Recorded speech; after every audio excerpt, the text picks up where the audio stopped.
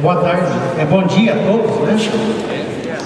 É uma grande satisfação estar com vocês aqui, né? A gente fica só na universidade, dando aula para os alunos da graduação, né? Quando a gente sai, a gente vê a importância da nossa agricultura, né? A importância do produtor rural, né? Então é uma grande satisfação estar aqui com vocês.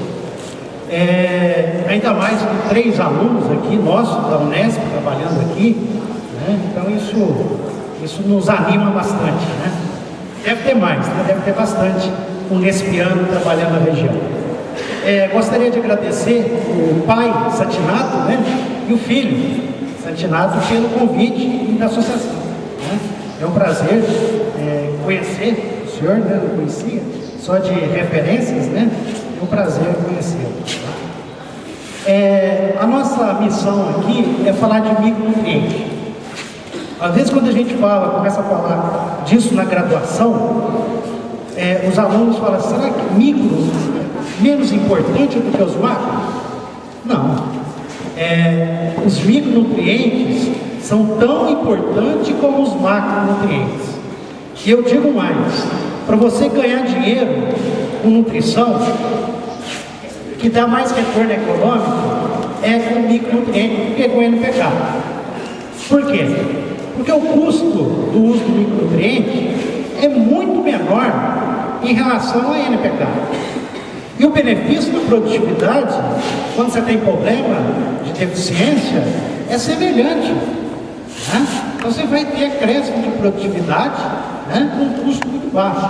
Então acho que essa ideia de pouco importante, ele não tem que ser abandonada, né? Ela é tão importante como os macros, e eu digo que tem um maior retorno econômico do que os macronutrientes, né? Então a importância desses micros. Eu vou tentar colocar para vocês alguns aspectos dentro dessa transparência aí.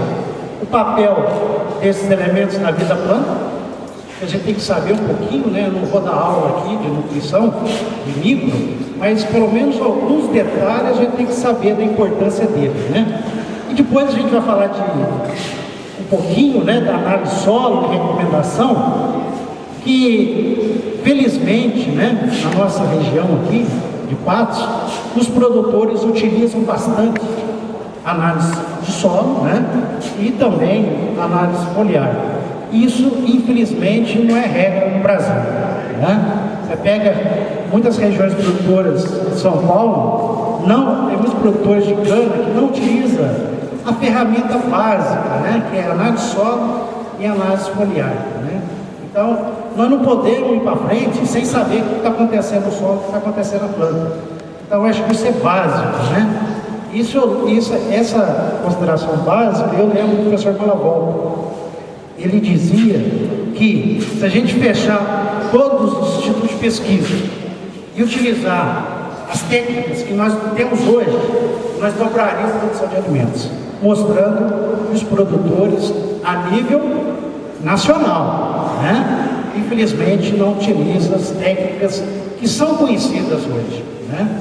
Agora, numa região que já é tecnificada, isso já está passado a limpo. Nós utilizamos as ferramentas disponíveis hoje. O que nós podemos fazer nessa região tecnificada?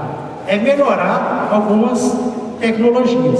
Aí sim que nós vamos avançar mais, né?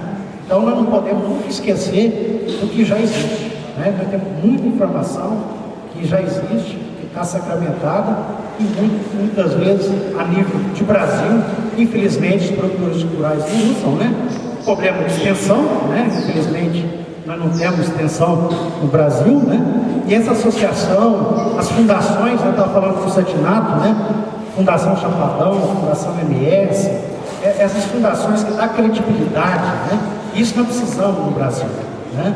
Quer dizer, o governo faz extensão, nós temos que fazer, tá? Então nós estamos fazendo extensão hoje aqui, tá? Então isso é muito importante. Então, e depois vamos falar um pouquinho de monitoramento nutricional e elementos genéticos, né? Por favor. elementos benéficos, né? Que entra o silício, né? Cobalto, né? Níquel era benéfico, agora ele foi eleito, né, amigo nutriente, mas até pouco tempo era benéfico. A introdução, já falei da relação benefício-custo, né, que é muito alto em nutrientes. A exigência das plantas geralmente segue, né?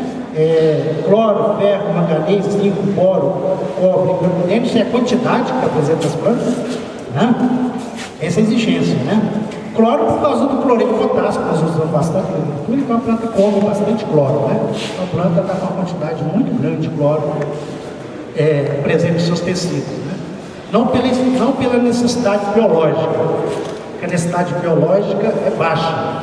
Às vezes o cloro, ele está presente na planta mais do que o enxofre. Opa, ele é macronutriente? Não, né? É por causa da quantidade que você tem da solução do solo, que é muito alta, né? E a resposta? Como que é a resposta dos cultivos, né? Em termos desses micros? Quais nutrientes que comumente nós temos maior resposta? Aí vamos aproveitar essa tabelinha do professor Malavolta, né? A nível de Brasil, nós temos maior resposta, né? Frequência relativa do aparecimento de carência nas culturas brasileiras, inclusive o café, né? É de zinco e boro, né? Os outros estão bem lá atrás, né? Não quer dizer que não tem, né?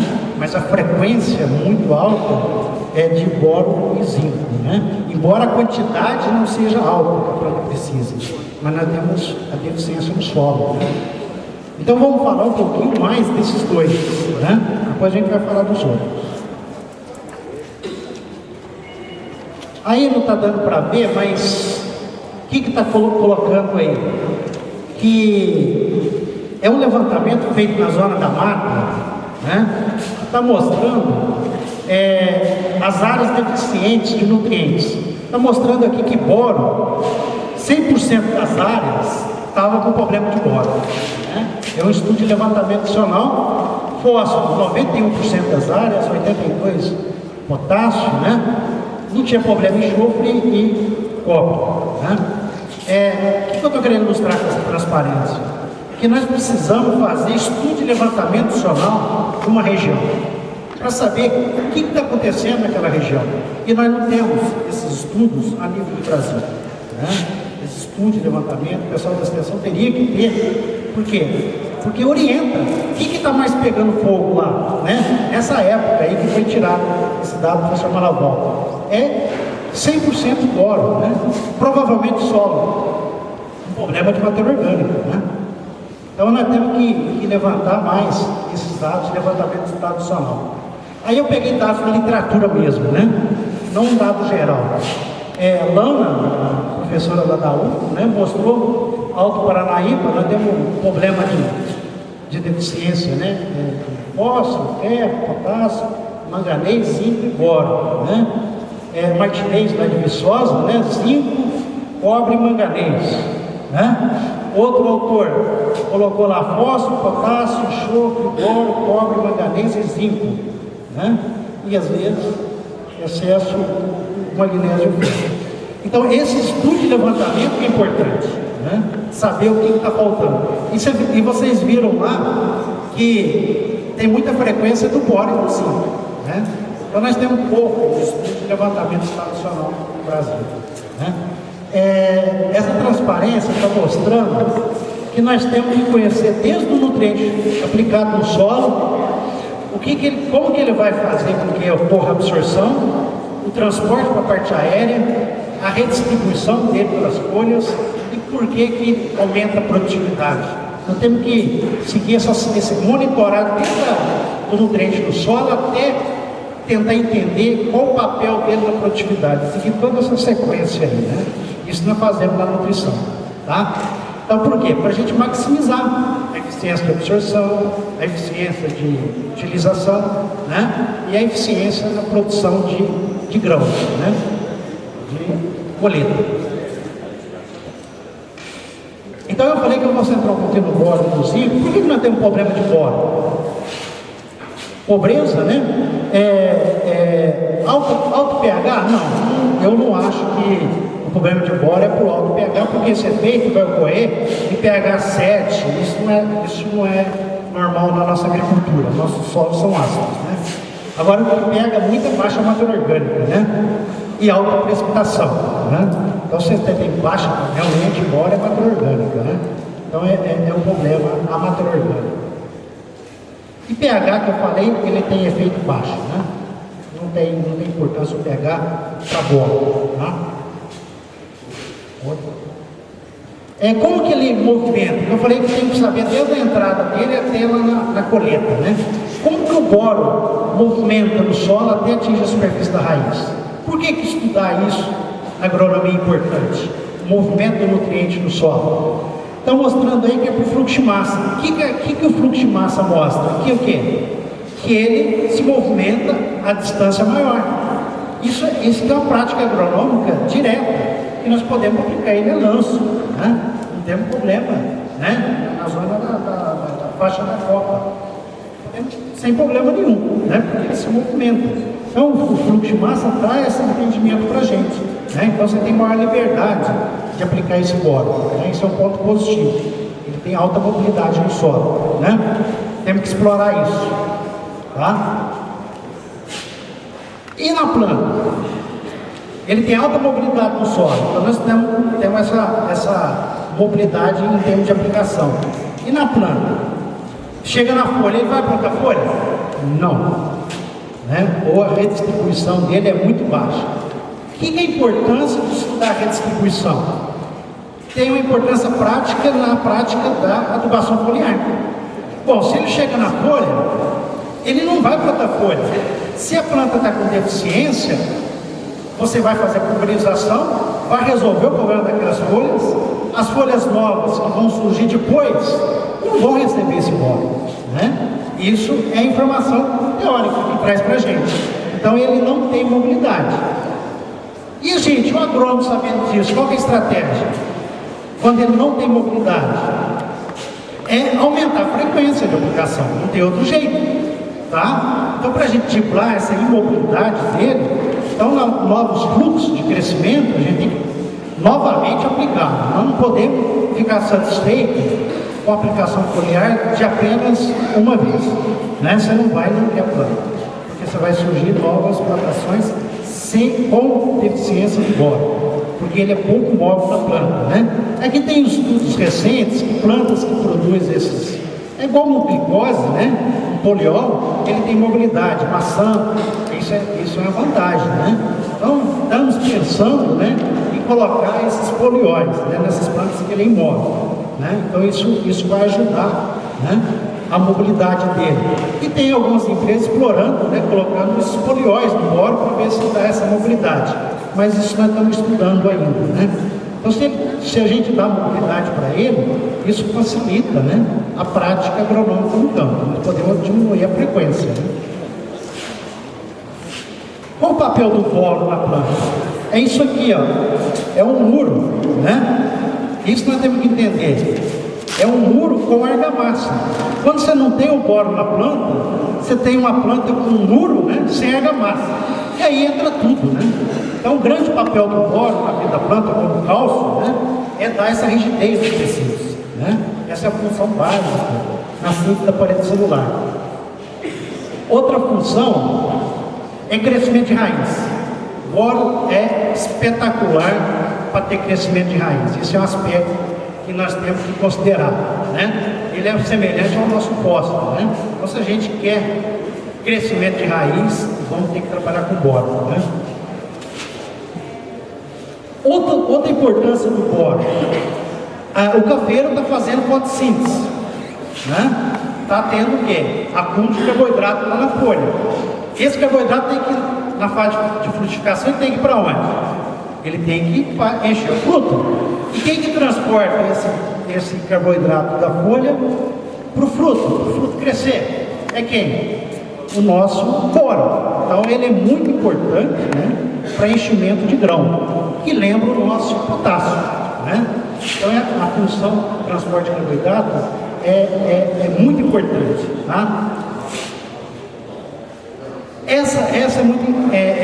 essa outra função do boro, ele é muito explorado, né? Principalmente em cafeiro, né? Que é o crescimento reprodutivo, né? Então, quer dizer, para a gente ter alta produtividade, a gente tem que fazer a florada pegar, né? Então, como que a gente vai fazer isso? É com boro, né? Então, o crescimento do polímero, esse tecido exige muito boro. É numa fase muito curta na vida da planta que é a fase de florescimento. Então, se não tiver o crescimento do polímero, o que vai acontecer? Não vai ter fecundação. Flor que não fecunda, o que acontece com flor que não fecunda? Ela cai, né? Então, o boro, na fase de floração, que é o pico, né? Na maioria dos trabalhos que a gente faz de boro, você não vê a planta crescer, né? Não é igual nitrogênio, né? Fósforo, você vê visual, né? Boro, ele é meio mineiro, né? Você vai ver na fase reprodutiva. Porque você não vai ver assim planta pequena e planta alta, não. Aí na fase reprodutiva, que é a fase que há uma exigência muito alta de boro, e se tiver déficit hídrico no solo, esse boro não vai chegar na flor. E se você perder esse tempo, mesmo se o boro chegar depois dessa florada, né, você vai ter uma queda na produtividade, né? Então a exigência dele, você vê que ele fica na coluna do meio ali, né? Ele fica meio no meio ali, mas a resposta é muito alta devido à deficiência dos nossos solos, a importância dele para a vida da planta, né? A deficiência de boro vocês conhecem, né? Vou passar só rápido, né? Esse superbrotamento aí, né? Exploração, o Santilano deu essa foto aí, né? Mandou para mim, achatamento, né? Vocês conhecem bem aí a deficiência de boro, né? Essa é outra foto, né? Essa queda de ponteiros da folha, né? Do ponteiro, né? Ele deforma, porque ele faz parte do tecido, né? Então, às vezes, você tem deformação, né? Mais ou menos semelhante ao cálcio. A função do cálcio do boro é mais ou menos bem semelhante, né? Aí tem outro aspecto, por favor, micronutrientes. O agrônomo, ele não pode errar para mais, porque micronutriente, a quantidade é pequena. Se ele errar para mais, você pode induzir toxicidade. Quando você entra na toxicidade, dentro da nutrição, é um processo irreversível, se a planta é muito jovem, né? Então é muito arriscado trabalhar com micronutriente, trabalhando com dose alta, né? É diferente dos macros. Macros, o agrônomo pode errar, você não vai ter que matar a planta. Mas o micro, se ele errar, ele vai matar a planta, sim, né? Principalmente se ela estiver muito jovem, tá? Então nós temos essa característica dos micros, né? Eles induzem toxicidade. Toxicidade é um processo irreversível, né? Nós podemos aliviar, né? Aumentando a quantidade de água, colocando aminoácidos, mas são medidas paliativas, né? Você vai ter um estresse muito forte na planta e às vezes você vai até, né? Igual eu estou colocando ali, plantas jovens, né? Você vai levar a morte, né? E plantas adultas pode usar outras ferramentas, né? Irrigação, aminoácido, né? Mas o estresse você não vai ter como reduzir, né? O estresse vai acontecer, tá? Bom, vamos chegar na recomendação de boro. É aquilo que eu falei, né? O que tem escrito sobre recomendação de boro, né? Em solos deficientes, aplicar bórax, o ácido bórico, na dose de 2 a 3 kg de boro na superfície, sob a projeção da copa no início do período chuvoso, para novas aplicações, efetuar análise de solo, evitando toxicidade, né? Então, em solos deficientes, né? Você pode aplicar de 2 a 3 kg de boro, tá? Em solos com teores intermediários, até coloquei os teores ali, né? De 0,21 a 0,6, né? Em água quente. Aplicar foliar, 2 a 4 aplicações, com solução contendo aquela quantidade, 3 a 5 gramas de boro, de ácido bórico, né? Segundo os teores do solo e gesto da cultura. O que está colocando? O que colocou ali 2 a 4? A explicação está lá naquilo que eu falei lá anteriormente, que é o quê? Que ele é imóvel, né? Então, para compensar isso, não pode aplicar só uma vez. Você pode aplicar até 4 vezes. Então, a gente dibla esse problema da imobilidade do boro com o aumento da frequência, né? Então, em solos intermediários, que tem teor intermediário de boro. A indicação da literatura, né, que é a quinta aproximação, né, é essa a recomendação, tá? Aí tem esse estudo de leite, que é interessante, que trabalhou com o boro marcado. A mobilidade do boro é limitada em plantas bem nutridas, mas pode ser significativa durante o período de carência temporária desse nutriente. Então, dentro da nutrição, o que a gente faz? Quando a planta está muito deficiente, né, ela pode ter uma mobilidade maior. Isso é benéfico, né? Em plantas que estão bem suficiente, a mobilidade do boro é menor ainda, né? Então, o estado nutricional afeta a mobilidade do boro. Então, planta deficiente, isso foi feito com a cultura do café com elemento marcado, tá? É um trabalho muito interessante. Na prática, em áreas sem deficiência de boro, o uso de doses baixas para manutenção deve ser via solo. Em áreas deficientes, o uso da adubação foliar é mais promissora, especialmente para a correção mais rápida do desordem nutricional. Essa foi a conclusão do professor. Certo? Então, boro, eu queria passar o recado para vocês, seria isso, né? Zinco. Zinco, eu coloquei um mapa de deficiência de zinco no mundo, né? Você vê ali o Brasil, né? Parte da África, né? Tem grandes problemas de deficiência de zinco, né? E não é diferente aqui na nossa região, tá? Como que o zinco caminha no solo? Por difusão, né? A curta distância. Isso é um problema, né? É diferente do boro. O boro você pode dar uma espalhada nele. O zinco, ele já exige que você coloque ele mais perto da raiz, na época de plantio, né? Ele tem baixa mobilidade no solo. Então, o agrônomo tem que considerar isso, essa baixa mobilidade, né? Como que a gente pode alterar essa baixa mobilidade? O pessoal da Europa, eles usam o quê? Quando o solo é muito argiloso? O quelato, né? O quelato dá uma mobilidade desse nutriente no solo. Mas aí tem que ver o custo-benefício, né? Essa é a forma absorvida, né? E a questão da mobilidade dele é igual ao boro. Ele é imóvel. Qual a implicação agronômica? Ele não pode, se for fazer via foliar, tem que ser mais de uma, né? Então, temos que saber disso, né? Então, essa que é a implicação agronômica, né? Então, ele tem baixa mobilidade. Um estudo que nós fizemos em várias culturas, lá no Sena, em Piracicaba, mostrando que isso aqui é com zinco radioativo. Então, aplicou o zinco nessas folhas, né? Foi feito na cultura do café, citros, culturas perenes. Você viu que sensibilizou o fio. Então, o zinco foi absorvido. Aí, depois de 30 dias, nasceram novas folhas, certo? Ali ele tirou a radiografia novamente. O que você vê lá? Tem zinco lá. Então, mostra, quando o elemento é imóvel, acontece isso. Ele não sai daqui. Então, não tem efeito residual. E sem efeito residual na adubação foliar, o sucesso dela diminui muito. Por quê? Porque essas folhas vão continuar deficientes, né? Então, se a gente sabe disso, nós não podemos aplicar só uma vez. Nós temos que aumentar, porque vai continuar a deficiência, né?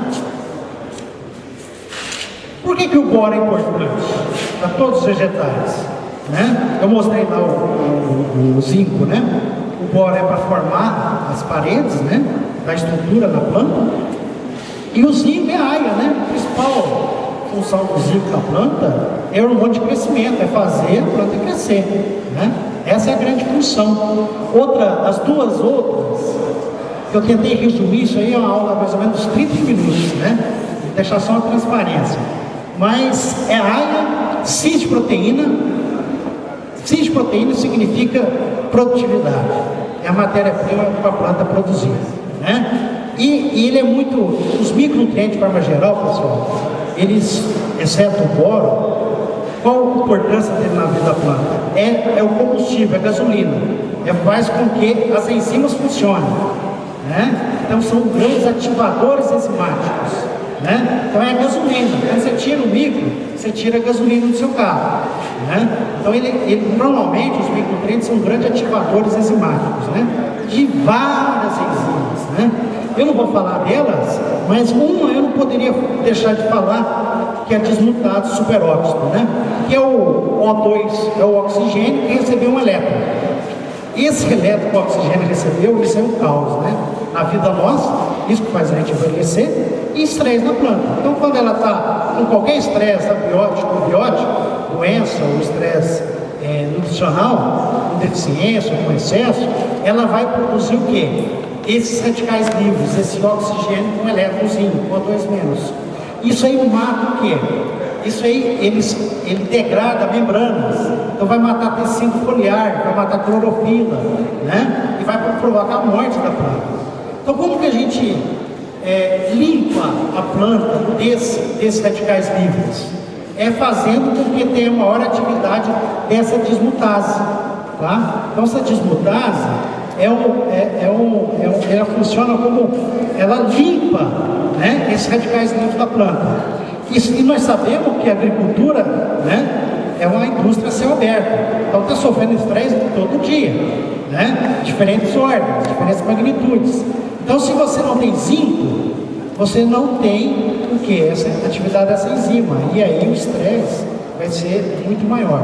Então, o zinco está muito ligado a estresse, né? Então, tem tudo isso aí, ó, morte, esse O2-, né, provoca danos de membranas, DNA, clorofila, proteína, né? Provoca o que? A morte da célula. Então, com o zinco, você está diminuindo o estresse na planta, né? Então, ele tem essa grande importância, além da síntese de proteína e fazer com que tenha o hormônio de crescimento, tá? Então, quando você tira zinco, ela não cresce e ela vai sofrer muito com os estresses naturalmente no solo da planta, né? A deficiência, quando você não tira o zinco, você tira o AIA, né? O hormônio de crescimento, e fica tudo curtinho ali, né? Tá? Você não tem um crescimento, né? Aí, né? Outras formas de deficiência simples, né? Você já deve ter visto bastante isso, tá? Bom, com relação à recomendação de adubação, eu queria falar 2 minutinhos, que é o seguinte: quais são as ferramentas para a gente fazer uma boa adubação que o agrônomo dispõe, ou que o produtor rural dispõe? Histórico da área, análise solo e análise foliar, né? Essas são as principais, né? Bom, o que a gente precisa saber para fazer a adubação? Se o solo está deficiente no nutrientes, se está adequado, se está acessível. Essa informação, ela é valiosa, né? Para quê? Para a gente tomar decisão, né? Sem essa informação, como que a gente vai tomar decisão? Não é isso?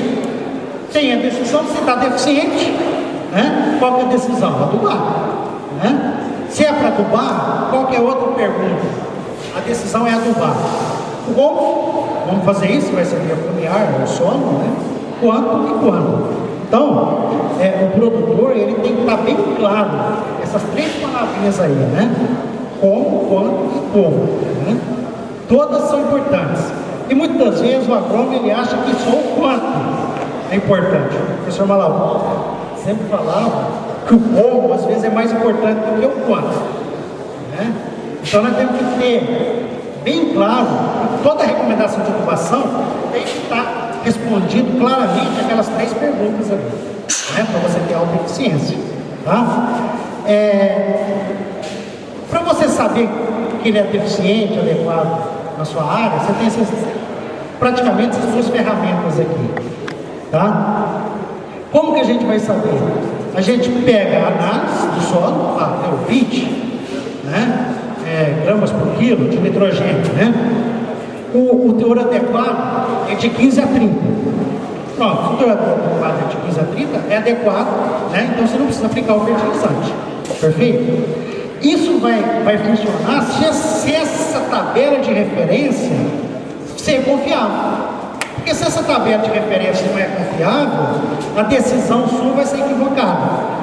Se a decisão é equivocada, você vai usar o fertilizante e não vai ter resultado nenhum, tá? Então esse padrão de referência, o agrônomo, ele tem que confiar bastante nele. Porque se ele tiver mal ajustado, a adubação ela está toda furada, tá? Às vezes é até melhor não adubar, você vai ganhar mais dinheiro, ok? Então vou tentar falar dessas referências aí, que é o gargalo que eu acho, né? Mais para frente da palestra. A recomendação de zinco é usar o que nós temos hoje. O que nós temos hoje? Recomendação de zinco. Em solo de textura arenosa, deve-se aplicar de 0 a 6 kg por hectare em cobertura sob a projeção da copa, no início do período chuvoso, certo? Em solos de textura argilosa, deve servir foliar. Por quê? Em solo de textura argilosa, deve servir foliar. Como que é o movimento dentro do solo? Como eu falei lá, que é curta distância. É o movimento do solo, né? Em solo argiloso, aí que o problema é maior ainda. Aí que não movimenta mesmo. Então, o pessoal recomenda, né, ele via foliar, né? Por que 4 pulverizações? Porque ele é imóvel. Já temos que aumentar a frequência, né? Solução sulfato de zinco, 5 gramas por litro, mais 3 gramas do KCl. Nós já sabemos que o KCl aumenta a absorção do zinco, né? Quem vai fazer adubação com zinco é obrigatório usar o KCl, né? Porque ele aumenta bastante. O professor Malavolta mostrou bem isso, né? Isso tem uma explicação, mas não vamos entrar aqui agora. Nessa condição, pode diminuir a concentração da fonte de zinco para 3 gramas por litro. Então, 5 gramas, você passa para 3 se você usar o potássio, né? Por causa que você aumenta a eficiência. Tá certo? Bom, isso está escrito. Isso aqui é uma Bíblia nossa, né? Mas podemos melhorar ela? Podemos. Será que podemos fazer via sulfato? Será que não podemos fazer com outra fonte mais eficiente? Né? Tem o cloreto de zinco, né, que é bem utilizado, mas você não precisa usar o KCl, né? Ou tem o quelato, né, que é outra fonte também. E aí nós observamos, isso aqui foi um dado interessante, foi feito na cultura do café, tá? Quando você usa na forma de sal, há uma maior absorção do zinco na parede celular. Então, quando você usa sulfato de zinco, né, há uma maior absorção da parede celular da célula da folha do cafeeiro, tá? Isso demonstra que o zinco ele está sendo retido na cutícula, tá? Então, é importante o quê? O fornecimento, né, na forma de quelato, que você evita a absorção do zinco na parede celular, né? Então, basicamente, o zinco é essa informação que nós temos. Outra via que nós vamos começar a estudar no jabuticabal com relação a zinco é usar óxido de zinco via foliar, mas no tamanho de nanopartículas, né? Então você usa lá uma lignina, o óxido de zinco ele tem baixa solubilidade. Você joga a lignina, ele fica em suspensão, né? E aí você aplica ele no nanopartícula. Infelizmente, nós não temos ciência ainda para comprovar esses efeitos. Vamos começar a trabalhar com óxido de zinco via nanopartícula. Mas nanopartícula de verdade. Não é que aquelas micropartículas que tem no mercado, né? Mas é aquela nano mesmo, né? Então isso nós temos que ter atenção, né? Tem muita coisa que é micropartícula e isso aí não funciona. Tem que ser nano. Então essa é uma área que nós vamos iniciar ainda, né? Que você vai ter um efeito residual maior, ele vai durar mais na folha, isso é importante, né? E ter uma liberação mais lenta. Não, sim, eu estou falando do óxido de zinco. Legenda, desculpa. Ela é zinco, viu, gente? Não é manganês. Tá certo? Então essa é uma linha de pesquisa que nós vamos começar a desenvolver, né? Que nós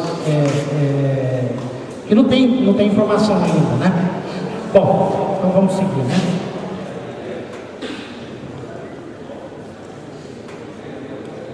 Aí, esse é manganês. Aí, tá vendo? Clorose na folha nova, né? Tá? O problema de manganês está relacionado ao pH, né? Então nós temos problemas de manganês. Quando você erra muito o pH, aí você vai ter grandes problemas aí de manganês, né? A grande função do manganês está associado com a ativação de várias enzimas, né? Um grande ativador enzimático, como eu falei lá, que, exceto o boro, né?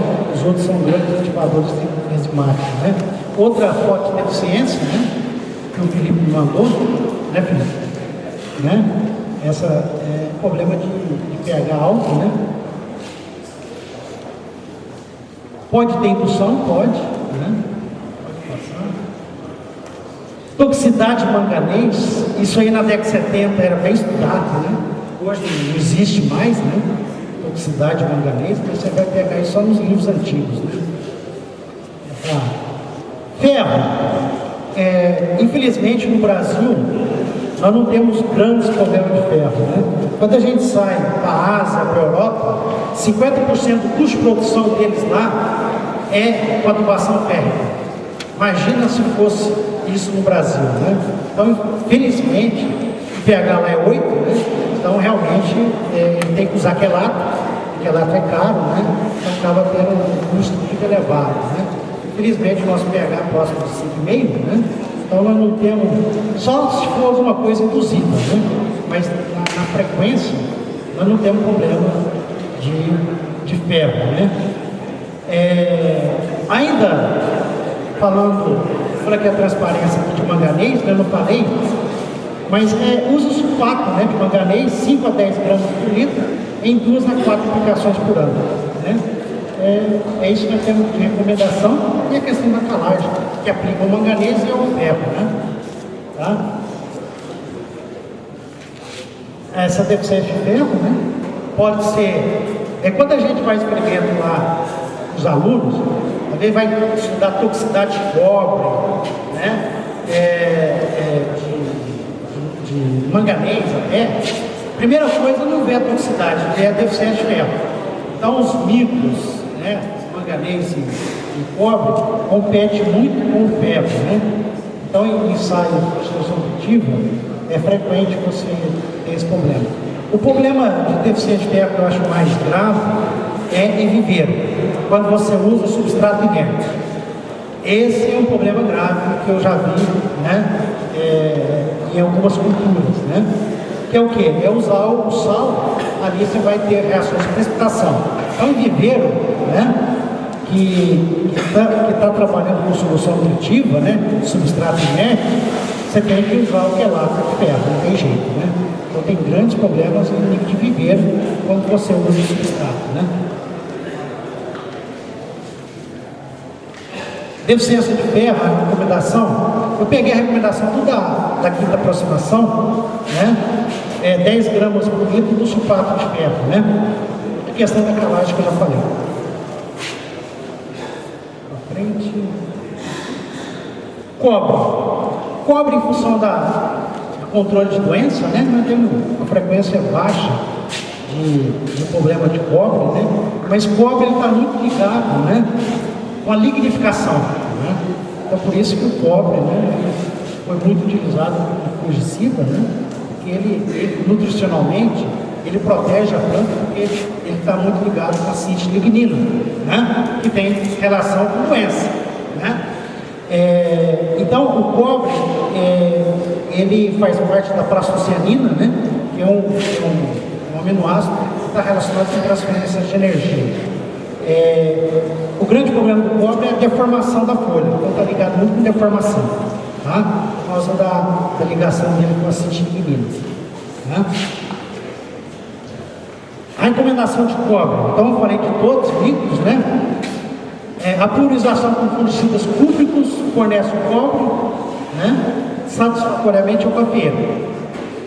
Quando não for utilizada essa prática, né, deve-se fazer a correção em lavouras implantadas em solos deficientes, né, menos 0,3 miligramas de DTPA. A correção é feita por via foliar, utilizando óxido cloreto de cobre na concentração 3 gramas por litro. E se for para controle de ferrugem, aumentar a concentração para 10 gramas por litro. Essa é a nossa Bíblia, né? Quando ocorre deficiência de cobre, nós temos que usar essa recomendação aí, tá? O que eu coloquei aqui? A adubação adequada deve atender à exigência nacional da cultura para atingir o máximo potencial do genótipo, evitando o desequilíbrio funcional. Então nós temos que ter atenção a essa adubação adequada, né? Porque a gente tem que fazer com que a nutrição ela seja melhor utilizada para explorar todo o potencial genético daquele cultivar, o ambiente daquela lavoura que está sendo plantada, né? Então, para evitar o desequilíbrio funcional, deve conhecer o real estado nutricional da planta e as interações que podem ocorrer entre os nutrientes. Agora nós vamos começar a falar de interação, tá? Porque nós sabemos que não é só o nutriente que afeta a nutrição, né? A interação ela é importante, tá? Então, para se conhecer o real estado nutricional do capinheiro, é importante. Isso nós queremos conhecer, o estado nutricional. Amostragem de folha correta, né? Nós temos que ter um cuidado com isso aqui, né? Confiabilidade dos padrões, já falei dos padrões lá atrás, temos que ter confiabilidade e o prognóstico constante. Isso que nós precisamos para nutrir equilibradamente a nossa lavoura. Isso no Brasil, infelizmente, não é feito. Prognóstico. O agrônomo chega para o produtor, recomenda, tem que aplicar isso, as recomendações estão aí. E não volta na lavoura para ver o que aconteceu. Aumentou a produtividade com a aplicação? Isso é extremamente importante para o próprio agrônomo, tá? Para ver o que ele está fazendo, está funcionando ou não. O norte do agrônomo, da nutrição, é a produtividade, tá? Então, se aumentou a produtividade, tudo aquilo que nós fizemos anteriormente é correto. Então, um diagnóstico verdadeiro, né? Então, que você utilizou análise de solo, análise foliar, está tudo certinho, né? Então, esse prognóstico nós temos que fortalecer, né? O uso dele no Brasil. Estou falando em toda a região brasileira, né? Que estou falando. Infelizmente, o agrônomo só faz o diagnóstico. Está faltando isso, está passando isso. Mas nós temos que voltar lá e ver se isso que nós recomendamos funcionou ou não. Isso é importantíssimo, né? Na extensão. Então, para amostragem de folhas para o cafeeiro, né? Aqui não está dando para ver vocês, mas é uma folha em cada ponto cardial, né? Uma folha em cada ponto cardial. Uma folha do terceiro par a partir do ápice do ramo frutífero. Então é de ramo frutífero, né? 4 folhas por planta, 25 plantas por amostra, um total de 100 amostras, 100 folhas por amostra. Então, o total teria que ter em cada gleba 100 folhas, né? Então, o terceiro par, tá certo? Em que época? Você tem que saber o tipo de folha, terceiro par, né? Quantidade, 100, e a época, né? Qual que é a época? No verão, dezembro a fevereiro, de acordo com o pessoal de Viçosa, né? Martinez. No estádio de chumbinho, né? Raixa. Então é na fase de frutificação, né? Então tem literatura que especifica, né? Na fase de chumbinho, tá? Que é melhor, né? Então, o que nós vamos ver? Próximo.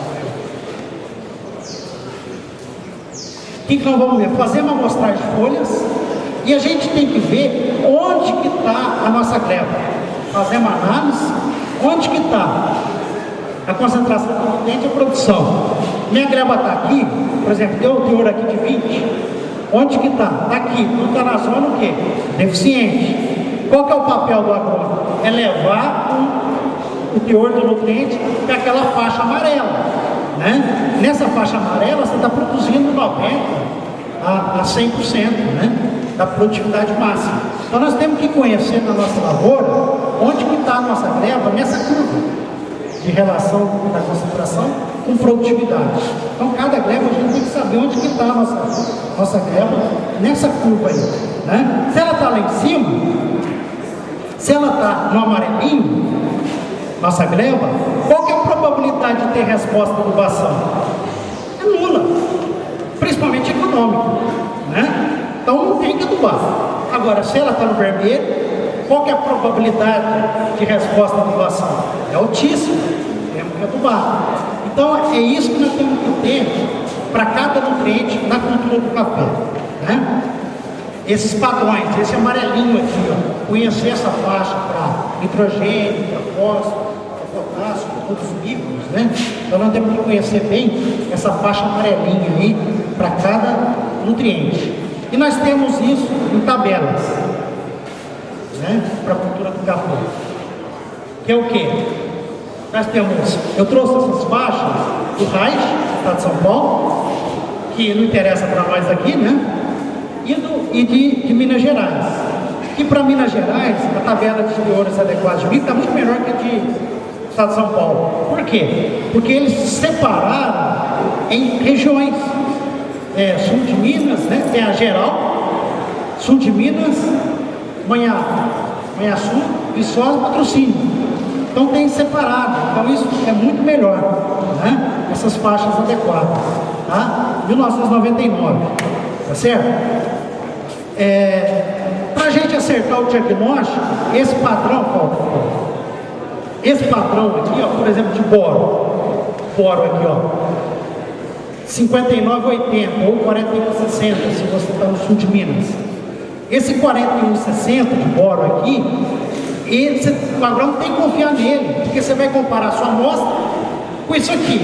Se a sua amostra deu 50, está adequado, não precisa adubar. Mas para você chegar nesse diagnóstico, que não precisa adubar, esse valor tem que ser confiável. Se esse valor não é confiável, você vai fazer o diagnóstico equivocado. Então nós temos que ter confiabilidade nessas tabelas de referência, tá? Aí vem a minha observação. Essas tabelas foram feitas, né, nessa região, mas em que época? Em que época que foi feito? Né? Houve alteração na agricultura, na cultura do café, dessa época para de hoje? Houve mudanças, né, significativas? Outra pergunta, será que está funcionando isso aí? Por exemplo, se deu abaixo de 40, 41 aqui, a decisão é o quê? É aplicar boro. O agrônomo vai lá e volta lá e vê se aumentou a produção. Se aumentou a produção, nós podemos utilizar ela. Está funcionando. Agora, se não aumentou, nós temos que regaçar as mangas e fazer outra para a nossa região. Né? Nós não podemos ficar esperando a extensão do estado. Né? Nós temos que regaçar as mangas e fazer esses padrões para micro-regiões. Tá? Porque a nossa região mudou. Isso aí, como que foi feito esses experimentos aqui? A forma que foram feitos é a mesma adubação que eles fazem hoje, que vocês fazem hoje? Claro que não. Se foi feito em propriedades diferentes, o manejo vai ser diferente, né? Volta, por favor, só mais um. Então, ela foi obtida, aqueles padrões, nessa zona aqui, ó. Então, foi obtida através de experimentos que tem a fundamentação científica, gente. Eu não estou falando que isso aqui não tem fundamentação. Tem. Mas será que essa curva aqui, dessa propriedade, é a mesma propriedade que vocês estão cultivando hoje? É a mesma agricultura? É o mesmo ambiente? Possivelmente não. Então, se alterou o ambiente, altera os teores. Tá? Então, nós temos que ter grande desconfiança desses padrões. Nós temos que aferir se eles estão funcionando. Como que afere? Vendo a produtividade, né? Por favor. Eu já estou acabando, gente.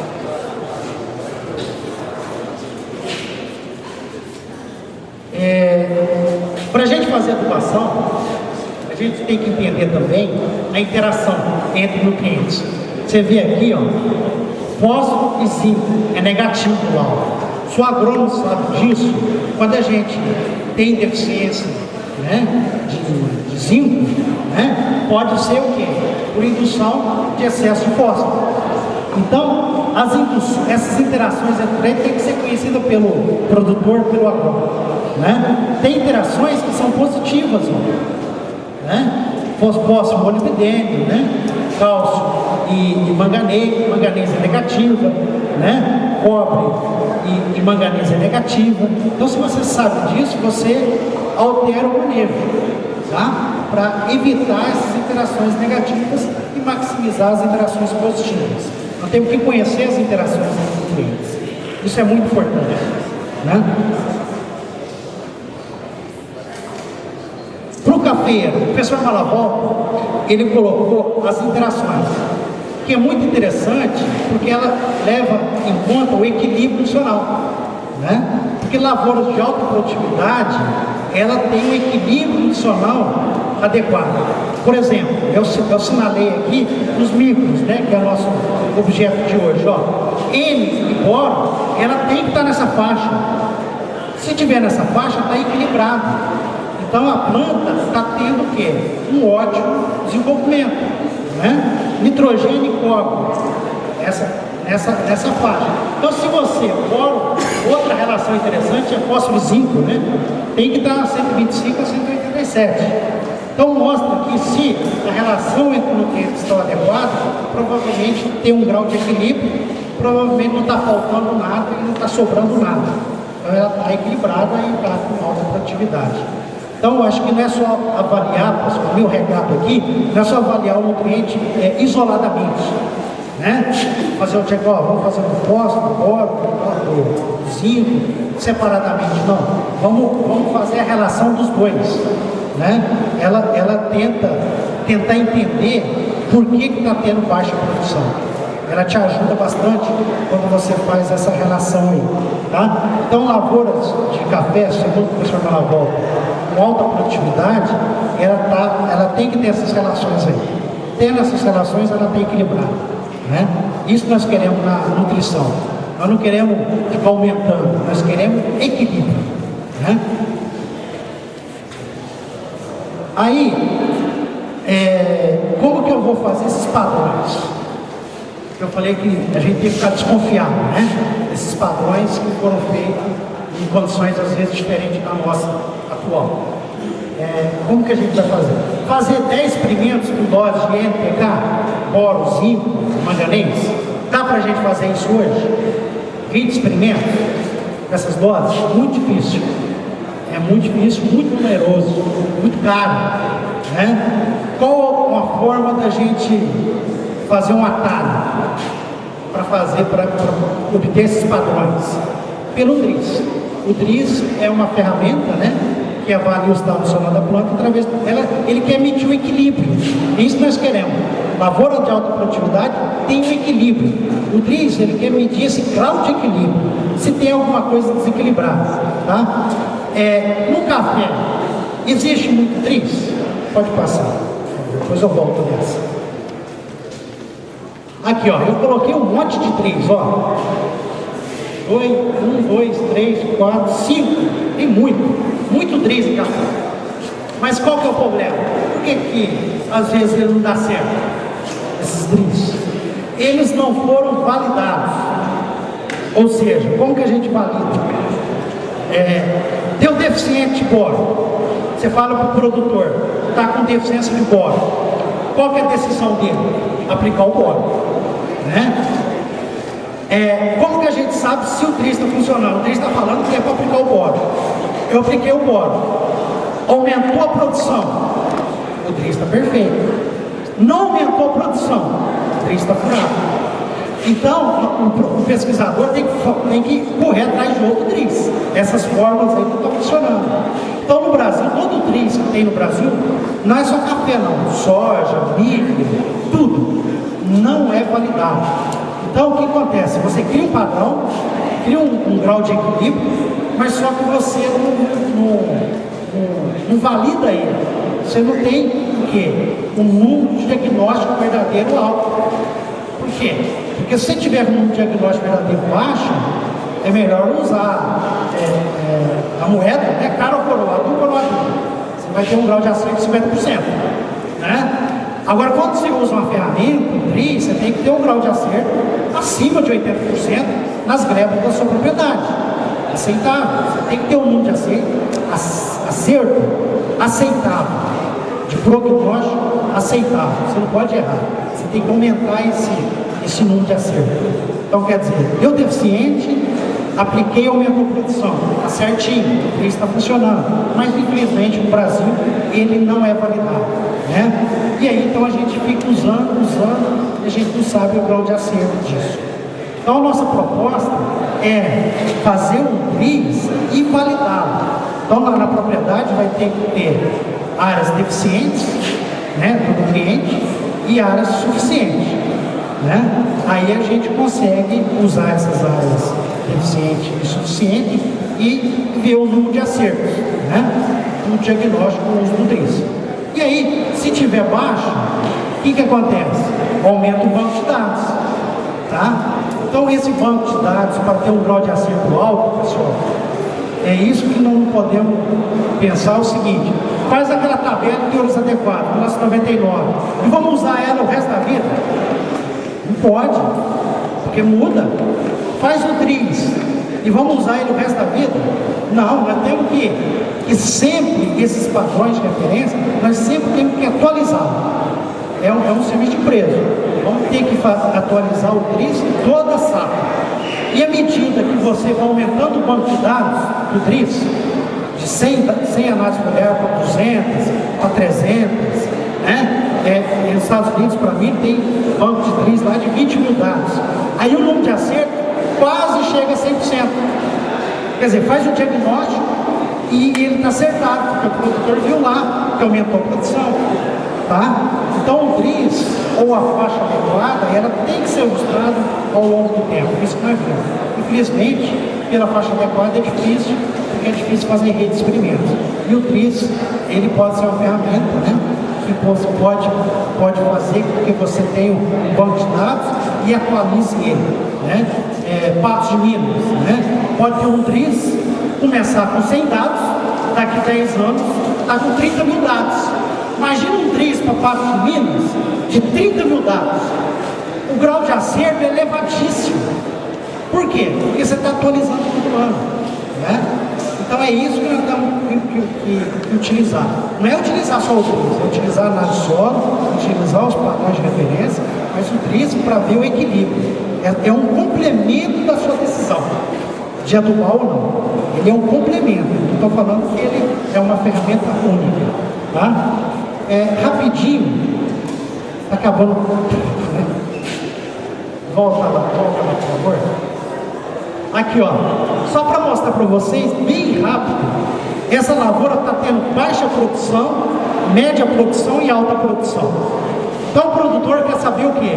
Por que a minha lavoura está tendo baixa produção? Certo? Aí ele faz análise foliar. Aqui estão os macros, mas pode ser de micro, né? Faz análise foliar, então o resultado aqui, ó. Aí você usa esse resultado da análise foliar, então você tem um TRIS aqui para o café. Coloca no software, vai te dar os índices TRIS. Tá vendo? Esses números da parte aqui, ó. Magnésio, menos 136. Cálcio, 69. Potássio, menos 11. Fósforo, 42. Nitrogênio, 17. O que esses números quer dizer? Quer dizer a ordem de limitação. Então, para essa clepa aqui, aquela pergunta para o produtor: por que está produzindo menos? Porque o magnésio está altamente desequilibrado. Negativo, menos 136. Então o primeiro nutriente está altamente desequilibrado. Segundo, é o cálcio que está com um nível muito alto na planta. Ele está puxando a produtividade para baixo porque ele está muito alto. Então o TRIS, ele te dá o quê? Essa ordem de limitação. Então o primeiro, que está mais limitando, é deficiência de magnésio. O segundo é o excesso de cálcio.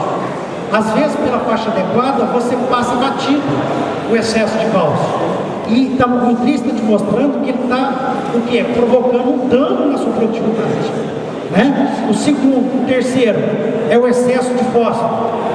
Imagina só, qual que é a decisão do agrônomo aqui? Não tem que cortar o cálcio, né? Pode entrar na área, tem que cortar o fósforo e tem que aplicar somente o magnésio.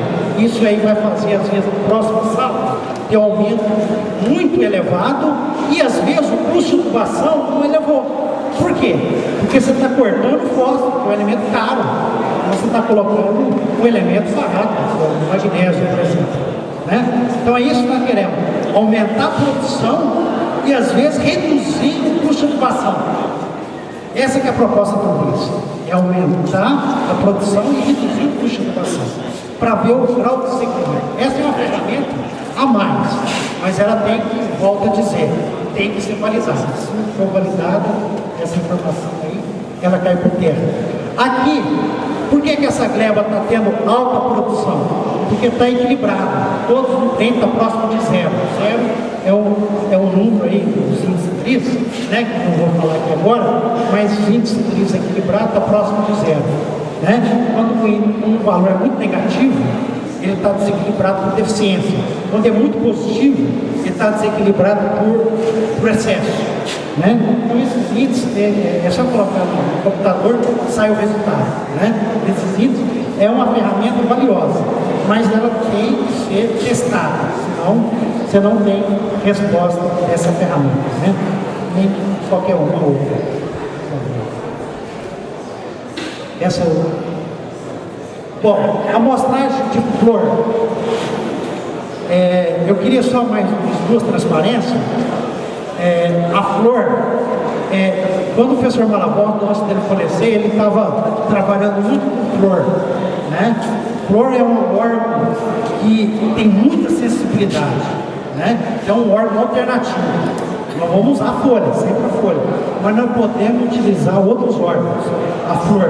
Né? Então a flor, esse trabalho da Martinez mostra, né, que qual que é a grande importância da flor, segundo a Martinez? Porque quando a gente faz análise foliar, você coleta a folha na fase chumbinho, a produção já foi. Então, uma forma de diagnosticar o estado funcional da planta antes dessa fase que está adiantada é na fase de florescimento. Então, se você fazer um diagnóstico preciso na fase de florescimento, ainda será possível você fazer alguma interferência e corrigir algum problema que pode estar ocorrendo na sua lavoura. Então, você consegue fazer um diagnóstico mais precoce, que para nós é valioso. Você ganha alguns dias, né, nesse diagnóstico mais preciso. Tá? Então tem o professor Malavolta, né, fala que a flor acumula muito magnésio e manganês. Né? Então é uma proposta. Né? Claro que você vai ter que estabelecer depois os padrões para a flor, igual para a folha. Mas é uma proposta para você ter um diagnóstico mais precoce. Tá? Ela é uma proposta interessante. Bom, finalizando, eu queria falar um pouquinho do níquel, né, que é um elemento que é considerado elemento benéfico, que foi eleito agora no ambiente de planta. Né? Eu acho que o níquel, de 10 trabalhos que nós temos na literatura, 8 é por toxicidade de níquel. Então o níquel, ele induz uma toxicidade gravíssima no solo. Né? Então ele é muito tóxico. O níquel. Então o que isso traz? Que nós temos que ter uma grande desconfiança do níquel em relação a altas doses. Então às vezes você provoca um benefício maior do que o benefício. Então o níquel, ele é importante no florescimento, de acordo com o professor Malavolta, que metade do níquel na planta está na flor. Isso é um dado importante. Então, o níquel na flor, às vezes, pode dar um efeito interessante na vida da planta, do cafeiro. Tá? Então, eu sugiro, né, além do níquel, cálcio e boro, né, na flor, ele pode ser uma medida muito interessante de aplicação direta na flor, principalmente quando há um déficit hídrico, né, e não está chegando cálcio e boro, porque o cálcio e boro ele chega e o órgão está transpirando. Se está com déficit hídrico, você pode alterar isso. Né? Aplicação foliar no fruto para aumentar a granação. Não existe sustentação ainda, né? Não foi um trabalho que sustente o uso de aplicação foliar no órgão fruto, né? Mas informação consolidada, né? Ainda não temos. Cobalto. Cobalto também não tem informação, consolidada, não podemos ainda chegar na recomendação. E finalizando o meu bate-papo com vocês, o silício é necessário em altas doses quando é aplicado via raiz. Há uma necessidade de altas doses. Nesse experimento aqui do COSA, teve um efeito na produção de mudas de café, né? 1 grama por decilitro de silicato de cálcio, tá? A nível de campo, em cafeeiro, você tem pouca informação. Você tem muita informação, às vezes, avaliando doença, né? Então, o silício, ele é importante para dar fazer com que a planta, né, transpire menos, né? Isso é importante. E ele é importante na aplicação foliar. Por quê? Porque você pode usar dose baixa do silício. Isso é um fato importante. E usar ele com doses mais baixas, né, se torna mais econômico, né? Porque via raiz você vai ter que usar ele como calcário, né? Então a dose vai ser muito elevada, tá? Então é uma proposta. O silício tem um efeito físico, impede, né, a penetração de pragas e doenças, e tem um efeito químico que é pouco explorado. O silício, ele produz compostos fenólicos, e isso faz com que ele tenha maior proteção da planta, né? Então, o efeito químico, às vezes, ele passa a ter um papel muito importante. Não é só o efeito físico, de barreira para a penetração de patógenos, né, ou pragas. O efeito físico é importante e o químico também. Então, o silício, ele pode ser um elemento importante na vida da planta. Eu pensei até aplicar ele junto com aquela máquina de coleta, né? Pode ser porque principalmente com o efeito químico, ele diminui, né, efeitos estressantes devido à indução de compostos fenólicos na planta, né? Bom, eu queria agradecer, desculpe por ter avançado no tempo, né? Foi muito rápido, eu falei muito rápido, né? E não podemos discutir depois dessa apresentação. E estou disponível na Engenho de Cabal, meu e-mail está aí, né? E foi um grande prazer estar com vocês aqui e espero retornar em outra oportunidade. Obrigado.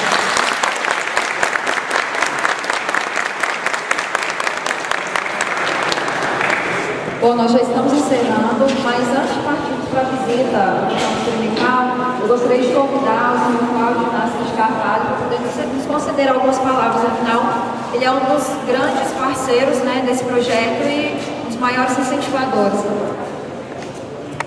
Bom dia, turma. A gente não poderia deixar de passar em branco, fazer um agradecimento para nós, enquanto da Alma Agronegócio. É um grande prazer, né, ter essa parceria com a associação, mas eu gostaria de agradecer muito a Sopatos, né? Meu amigo França está aqui do meu lado, que esmeradamente vem aí há alguns anos, né, carregando essa associação na mão. Somos parceiros dele para toda hora, dia e noite. De vez em quando ele fala para mim, estou meio desanimado, que a participação da associação é pouco. Eu falei, não desanima não, nós estamos juntos, nós não vamos parar. Haja visto o tamanho que esse evento está aí hoje, méritos desse envolvimento, né, dele, dessa vontade de fazer as coisas. Eu gostaria também de agradecer muito o Tião. Tião, por favor, levanta aí. O Tião está cuidando do nosso campo experimental com carinho, assiduamente aí, dia e noite, né, Tião? E ele, com certeza, muitos vão usufruir dos resultados que vem aí, orientado pelo nosso amigo Santinato também, que é um louco com café. Eu acho que você deve pensar em outra coisa, né? Só café que você pensa, né? Você não deve ter mulher, você deve ter um pé de café na sua casa, né? Agradecer o pessoal da Alma, em nome do Zé Maria, a equipe toda da nossa fazenda, que também está aí o tempo todo apoiando, né? Zé Maria, por favor, levanta aí o pessoal de você. Zé Maria. Vocês viram, obrigado Zé, vocês viram a estação lá o ano passado, vocês vão ver hoje o tanto que melhorou. Isso é bom, vai trazer inovação, novas tecnologias para que nós possamos aí melhorar as nossas produtividades. Sem dúvida nenhuma, um prazer enorme por essa propriedade estar envolvida nesse projeto. Por outro lado, eu queria chamar a cada um de vocês a atenção para que nós possamos estar um pouco mais unidos na associação, né? Eu sei que todos nós temos os nossos afazeres, mas nós não podemos entregar isso para uma pessoa, para duas, para três pessoas. Nós precisamos nos unir. Nós vamos agora, o nosso prefeito está ali, ele está entregando, nós sabemos, ele já comprou a área para a cooperativa, a Cafex. Isso deve estar, eu espero, Pedro, o mais rápido possível, está entregando isso para a gente, que nós já estamos com os projetos prontos para avançar na cooperativa e nós precisamos de avançar dentro da cooperativa. Marcos do Sebrae teve que sair, nós fizemos um grande evento de cooperativas aqui essa semana em Patos, foi muito interessante, porque eu gostaria de chamar mais uma atenção de vocês para que nós pudéssemos ir para o campo.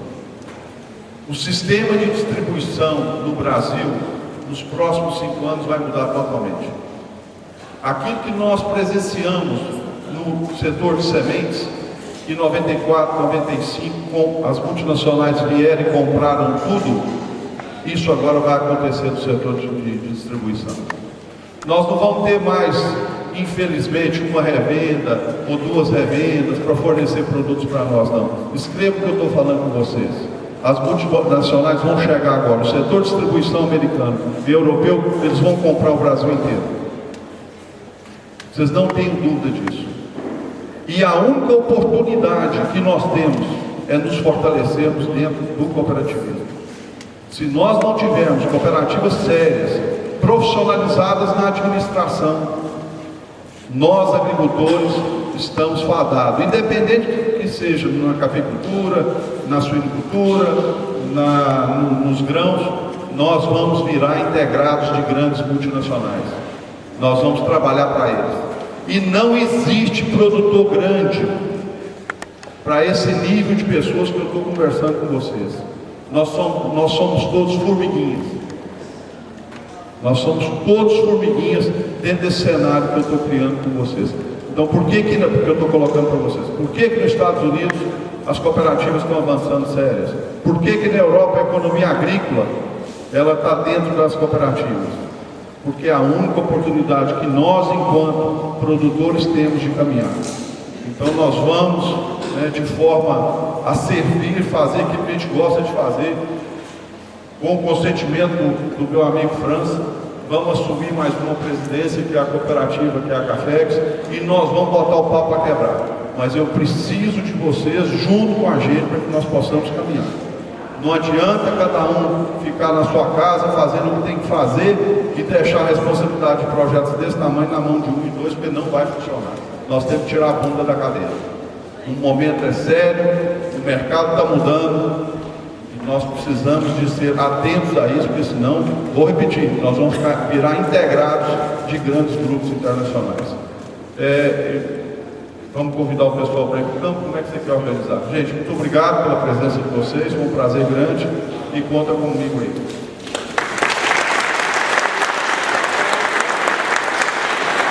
Pessoal, essas mudas que estão em cima da mesa e lá fora é da árvore nativa do Cerrado, é para doação, quem quiser pode pegar e levar. Agora nós convidamos a todos para fazer a visita ao campo experimental. E nós agradecemos a atenção de todos. O ônibus está aí fora para conduzir-nos até o local. Tenham um bom dia. Muito obrigada.